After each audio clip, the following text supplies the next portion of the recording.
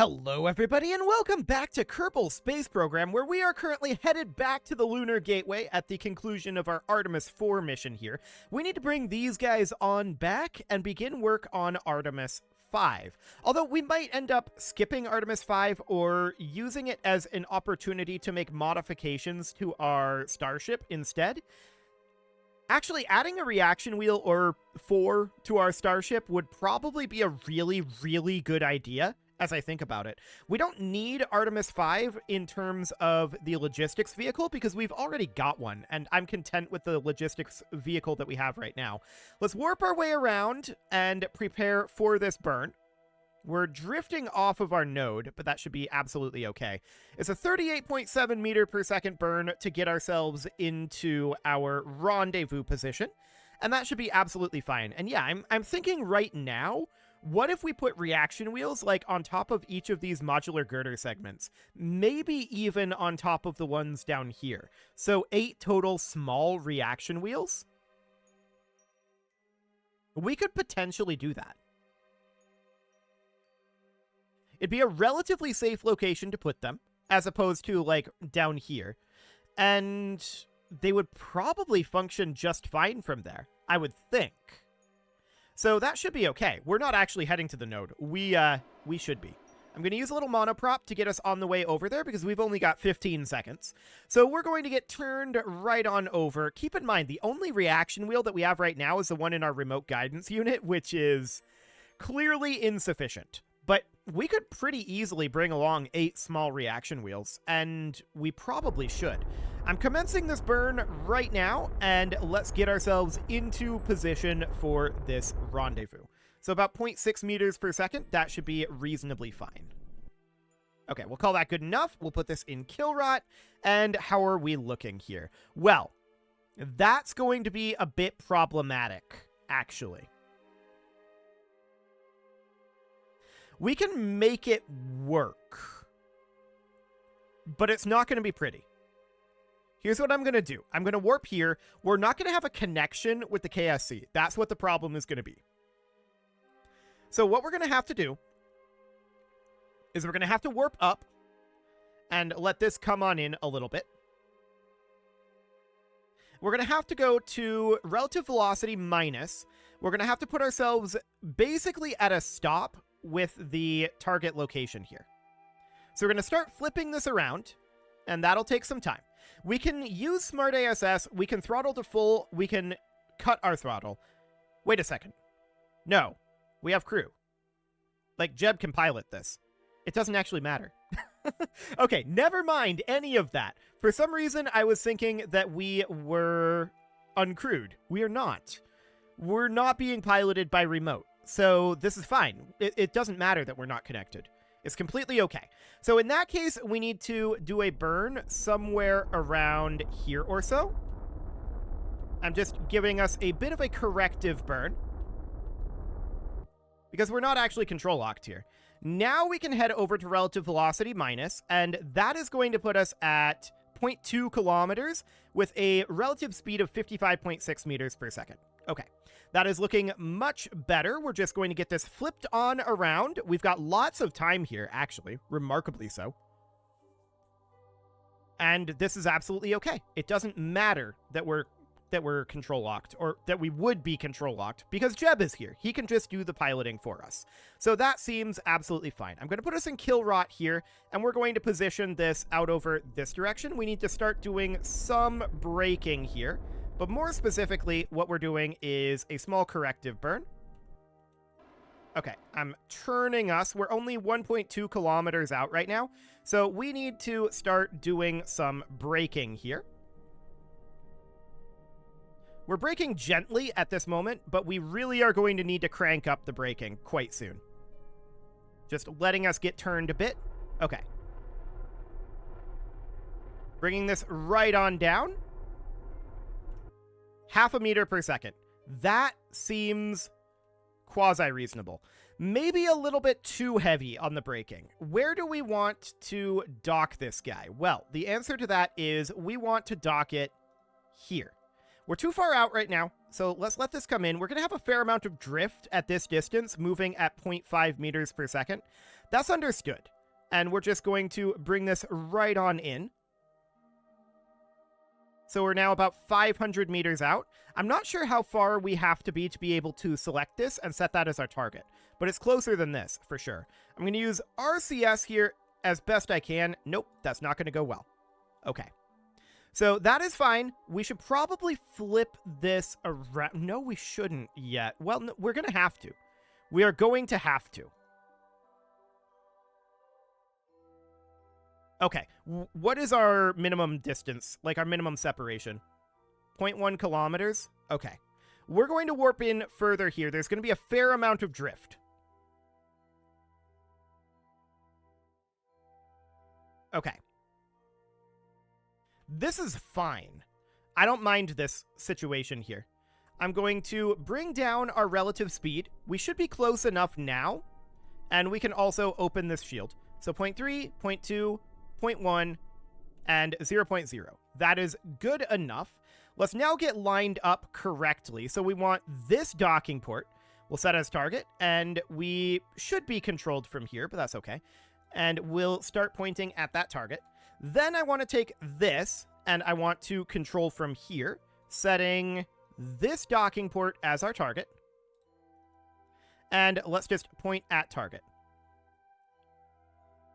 Okay. The reaction wheels out here are mostly powering this. We can see there's a little bit of flex going on here, but that is absolutely okay. I do not mind that in the slightest. So back over here, we're just going to line these right on up. We don't have a huge amount of maneuverability in our starship, so this is honestly the best way to get lined up here. And we're just going to physics warp as we turn here. I'm a little surprised we haven't started drifting too much yet. That's actually very surprising to me that we haven't drifted more than this. Okay, we can see there's an oscillation over here, so I'm going to freeze physics there. Looks good. And we're going to very gently head in at about 0.5 meters per second. Okay, let's correct with RCS a little bit here. We don't have a lot of monoprop in this, but that'll do for now. And we can just orient ourselves out over this way on the way in a little bit. Something about like that should do. Okay, and we're going to have a little bit of drift here, but it should be reasonably controllable via RCS.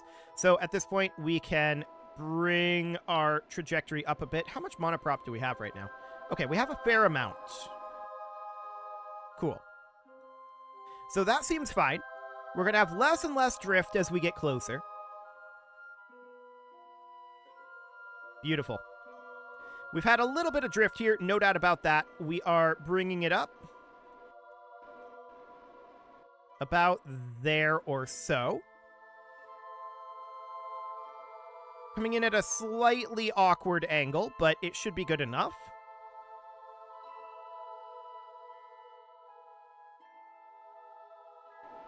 Okay, and we are docked. Fantastic. We're going to turn Smart ASS off because we don't want this thing oscillating around. Now, we're going to want to do a refuel here. So first things first, we want to get these guys pinned open. There should be... Is there only 5 tanks on this? Yes. There are only 4 tanks on this. Okay, noted. So what we're going to need now is we're going to need to pull fuel from these tanks over here, right? So this one is currently empty. That's fine. We'll pull fuel out of here. Looks good. We'll pull fuel out of here. And out of here. Excellent. And we'll pull fuel out of here. That's going to be a significant chunk of the fuel that we need to move. And this will be very good for our refueling of our HLS, of course. And then we're going to need to get these guys out over here, but that's fine. Keep in mind that the Orion is going to be bringing in some extra fuel every time as well. So that should be absolutely beneficial for us here. Cool. So we're moving this fuel out, and is this going to be enough to max out the fuel of our HLS? That is an interesting question, and I'm not sure what the answer to that one is yet. It looks like barely. Yes, that's perfect. So I want to check how much fuel is in both of these. That should be sufficient to bring this back to Kerbin. I think that there's no doubt about that. Let's pin this guy open. Let's move this fuel out, and we're just going to consolidate the fuel here for center of mass purposes. That looks very, very good. I want to check in on our monoprop amounts. That is definitely something that we're going to want to do. Why are you not actually flowing out? Okay, I'm not sure what exactly is happening there. That's working now. Okay, I don't know. That was a little broken, but sure, it's fine now. So that is absolutely okay. We're going to get this tank filled. There we go. And then this tank here, we are going to move whatever remains into. So we're going to do this. There we go. So there's all of that fuel transfer complete. No problem whatsoever there. Next up, we're going to grab some monoprop, and we're going to refill our monoprop here. There we go, and our HLS is good to go for another landing at this point. Now, we are going to need to refuel this refueler here, the logistics vehicle. That is absolutely something that is going to need to happen, but that needs to go back to Kerbin. The question is, do we need to do that now? The answer is no, we don't. We're going to have some spare fuel on the station already, and we're going to be bringing in more with our next Artemis mission. So that seems absolutely fine. At this point, what I want to do is I want to transfer our crew back to the Artemis, or rather to the Orion capsule here. And the Orion capsule needs to head back to Kerbin. So that'll be absolutely fine. No problem whatsoever there. Let's undock here. There we go. And the Orion capsule is just going to very gently back away. There we go. And we are going to, sometime around here in our orbit, we're going to burn prograde. And that will give us a return trajectory back to Kerbin.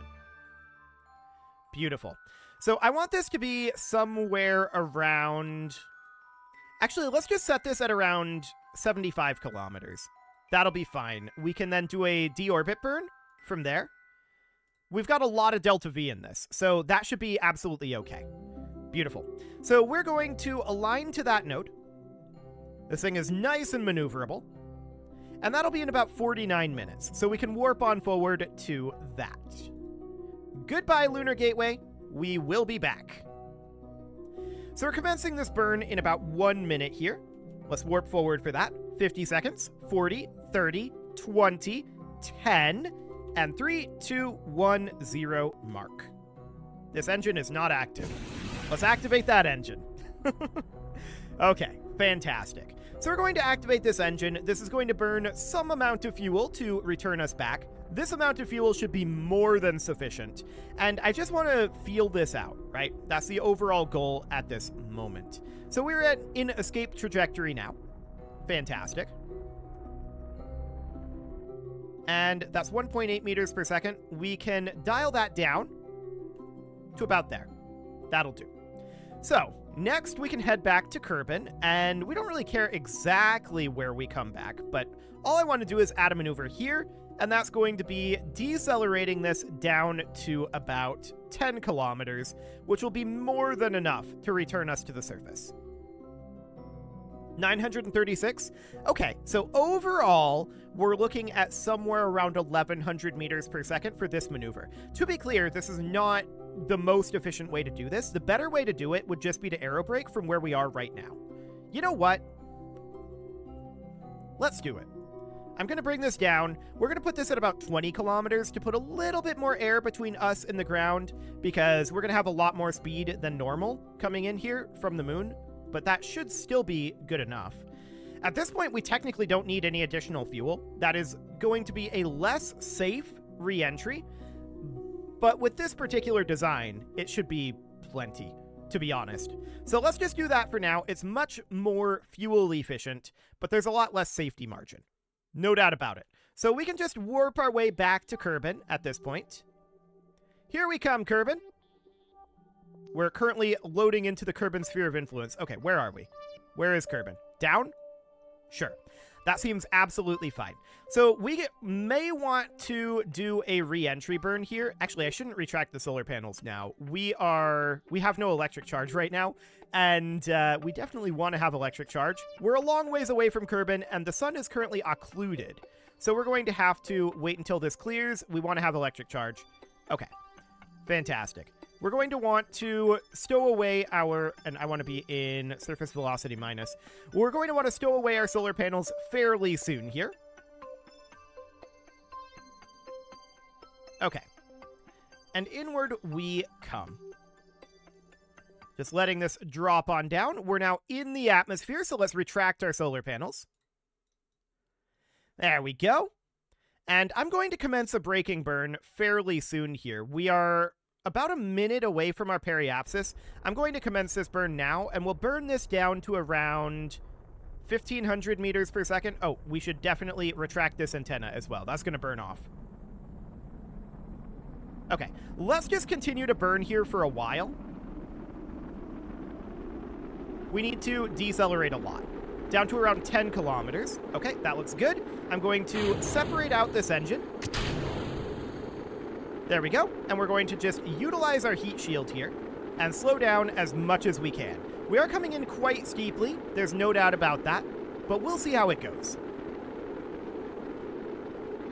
We're still pretty high up in the atmosphere, so we're not slowing down all that much yet.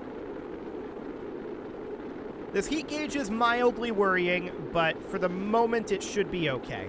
We are down to 2,500 meters per second in surface speed, so things are looking decent. We're almost below orbital velocity already. Yeah, we'll be fine here. This is no problem. Fantastic. So that's absolutely okay. We're significantly below orbital velocity, and we're still 20 kilometers up. This thing has so much drag and so little mass that it doesn't really matter. We've got lots of ablation in our heat shield left over. We're not pushing any boundaries here. So that is good to know. Absolutely phenomenal. Still cruising at about 1 kilometer per second, but we are substantially slowing down. This is going to be a water recovery, which is ideal. That is indeed what we're angling for. And let's get our drogues out. And next up would be our mains, although we're not going slow enough for that yet. We can turn our smart ASS off. It doesn't need to be on anymore. And there's the mains. So let's just warp on down to the surface as quickly as we can. Fantastic.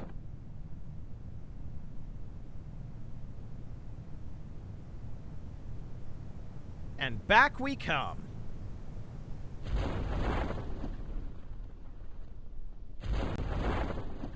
There we go. All chutes deployed. 10 meters per second. That's a little speedy. That would be a problem if we were going to hit the ground. But we're going to hit the water. 10 meters per second is definitely up there.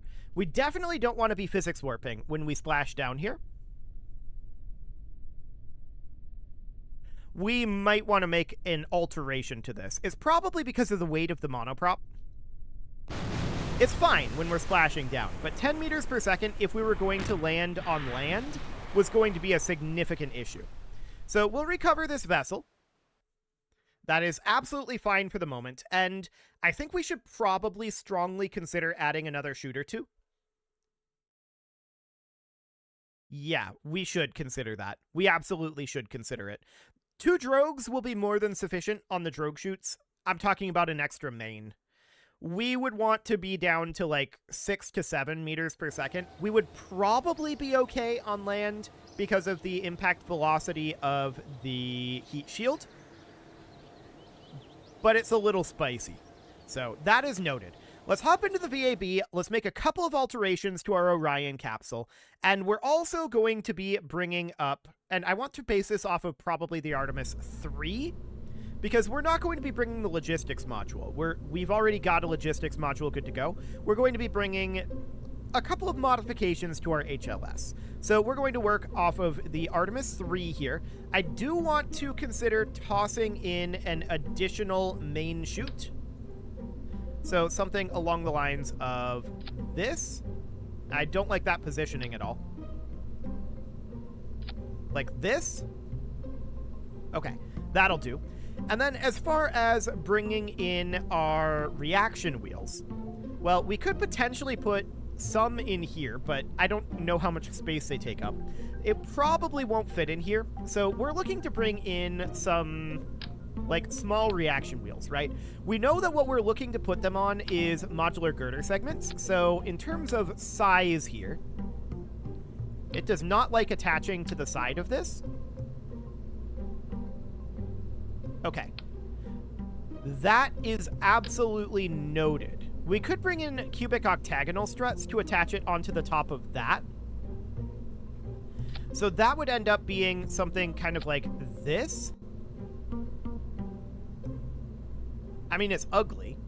No doubt about that. This would be a hypothetical, right? This is going to go on the Starship, on the cubic, or rather on the modular girder segments that are already on the Starship. So one thing we could do is we could move it down like this, or even place it like inside. But we would be bringing 8 of these in total. So how many of them can we fit in our Mark 1-3 command pod? The answer is none. 0. So that is reasonably fine. We could bring them in something like an SEQ-9 or even an SEQ-24. So the SEQ-24 would end up going probably in this stage here and would just be positioned about like that. Inside of this, we would look to put a bunch of these, but they're 650 size. So there is that. There's a lot of... We need a lot of them. We need 8. We're not going to fit 8 into this singular component, right? So we can fit 3. 3 isn't a lot. 3 is not a lot. We would be able to bring cubic octagonal struts in here as well. And we would probably want to do that as well as some strut connectors. Maybe we want to rethink how we want to do this. I'm definitely rethinking this at this point. So we would ditch this, and we put this in and save this as Artemis 5. So this is the Artemis 5 launcher at this point. We would want to bring along 8 reaction wheels and possibly 8 modular girder segments, along with a bunch of strut connectors, like a whole bunch of strut connectors. We could do 12 in here for the strut connectors, and that's probably a good idea. So something along the lines of that. So 8 times 2, so 16 would be about the number that we would want. Noted. The next thing that we could do is we could place these in some sort of a service bay here. We could probably fit more into a service bay than we could into a cargo storage unit.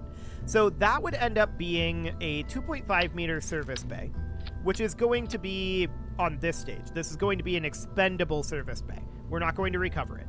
We'll open up our service bay, and inside of that, I want to put in reaction wheels. Now, I don't want to have these reaction wheels be active in any meaningful way.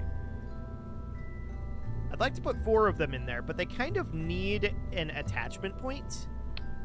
So we need to do like an engine plate here. This would be like a 1.875 meter engine plate going this way, with the attachment being short, and we would want this to be in quad attachment nodes. So we put in 4 reaction wheels like this, with the reaction wheel being off. Actually, we'll just toggle torque like that. So all of these we would need to toggle torque on. We need to bring in 8 of these in total, so it would be something like this. That's a theoretically doable thing. And then we would attach them on. So then we would potentially need as many as 8 cubic octagonal struts. Potentially. We don't know for a fact that those will be required. but we can bring these in octocoupling. About like this. And then I'm just going to strut these like so. We'll have a few extra struts here, and that's absolutely fine. Okay, so something along the lines of that for a modification. I mean, we can see a strut connector right there. It's mildly awkward, but I guess it's fine. How did these get applied? I want these to be, I feel like, just solo. So one here, and then over this way, one here, and one here. Just 4 struts there. So that gives us 16 total struts, and that should do the trick, in theory. So we're going to be carrying a little bit more mass, but that's absolutely fine. I have no concerns about that whatsoever. It is time to put a cut in here, so I'm going to go ahead and do that. And next episode, we're going to launch Artemis 5 and make some modifications to our HLS system. You can leave your offerings to the engagement gods in the form of likes, comments, subscribes, and bell ringings. I just remembered we never got our payment for Artemis 4, and that is very important. We absolutely need to hop back and get our payment. Let's do that real quick here. Anytime you want to load in, KSP, that would be great. Absolutely fantastic. We probably could have done it from the VAB, actually. I don't know why I came back here, but that is fine. Let's just grab our payment and call that good. And a very special thank you to all of the channel members for making this video possible, including ALS Gamer, Shadow Wolf, Kintogan, Ali Lee, Upper Cumberland Gamers, Nick Smarty, Dimitri H, Punching the Microphone, Soccerman12UK, and all the rest.